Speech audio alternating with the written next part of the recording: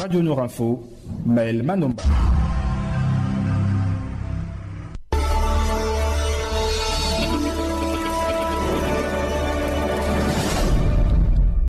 Assalamu alaikum et merci de nous retrouver sur Radio Nour pour vous informer. Le ministre des Sports Alain-Claude Billiet-Binzé et sa ministre déléguée Laetitia Diweku ont échangé jeudi 5 juillet dernier avec les journalistes spécialistes dans le traitement de l'actualité sportive. C'était au Palais des Sports de Libreville. André Godon, administrateur directeur général de la Société commerciale gabonaise des réassurances SCGRE, collectionne ses distinctions. Il vient juste de recevoir, c'était dimanche dernier, le prix international du leadership de la qualité pour l'excellence de son management. La directrice régionale de l'OMS pour l'Afrique, Matshidiso Moeti Rebecca, a été reçue en audience par le Premier ministre Emmanuel Esosé Ngonde pour faire le point sur les efforts de mobilisation du système sanitaire au Gabon. Une brève dans ce journal, Alexandre Barraud-Chambrier, en séjour récemment dans la capitale économique, le chef de file du Rassemblement Héritage et Modernité, a exhorté ses partisans à unir leurs efforts au cours du prochain scrutin législatif. Et le chiffre de notre rédaction, c'est 60,4 milliards de nos francs et on le découvre juste à la fin de ce journal local.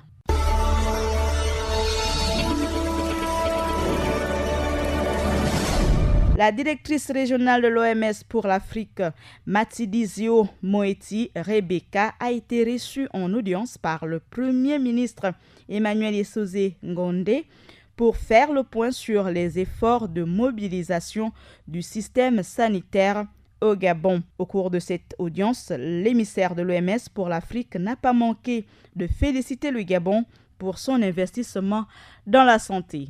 Le Gabon est un des pays où l'investissement du gouvernement dans la santé est parmi les plus élevés en Afrique.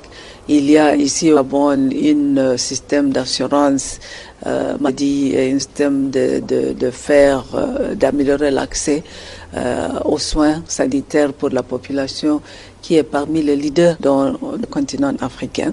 Donc nous avons parlé sur comment le MES peut appuyer le gouvernement de encore élargir ça, surtout au niveau de la population dans le milieu rural. Le Gabon est un des pays où le gouvernement est vraiment engagé à investir, à améliorer la santé de la population.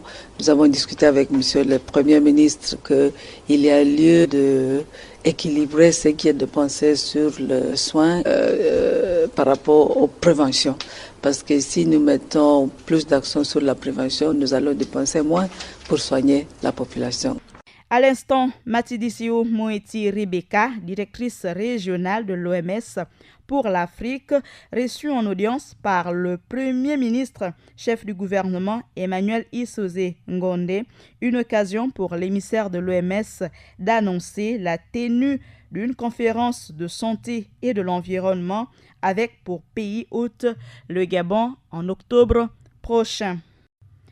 Le ministre de la Culture et des Sports, Alain-Claude Billiet-Binzé, a échangé jeudi dernier avec les journalistes sportifs. Le ministre envisage de redonner vie aux compétitions scolaires et universitaires, mettre l'accent sur la formation des encadreurs, la clarification des rôles de chaque acteur, l'État, les entreprises, les mécènes et même les citoyens. Au cours de ces échanges, le ministre des Sports s'est interrogé sur l'inexistence de projets relatifs à la préparation des compétiteurs, notamment des athlètes, sachant que le pays abrite le marathon du Gabon dans quelques mois. Pareil pour les cyclistes qui participent à la prochaine édition de la Tropicale Amissa Bongo. Et c'est dans ce même élan que figure la FEGAFOOT qui jusque-là n'a déposé aucun projet de préparation pour les Panthères qui participent dans quelques mois à la deuxième phase des éliminatoires de la CAN 2019. Rodrigue Bekale, président de l'Association gabonaise de la presse sportive indépendante, l'AGEPSI, en présentant son organisation affiliée à l'AIPS, Alain-Claude Billiet-Binzé a promis d'accompagner les professionnels des médias dans leur formation. L'Oscar de l'excellence des managers africains n'est pas l'unique prix décroché par le docteur André Godon, le manager gabonais de la société commerciale gabonaise de réassurance SCGRE. Il y a eu les prix reçus en mai dernier qui récompensaient les meilleures entreprises privées en matière de qualité des services.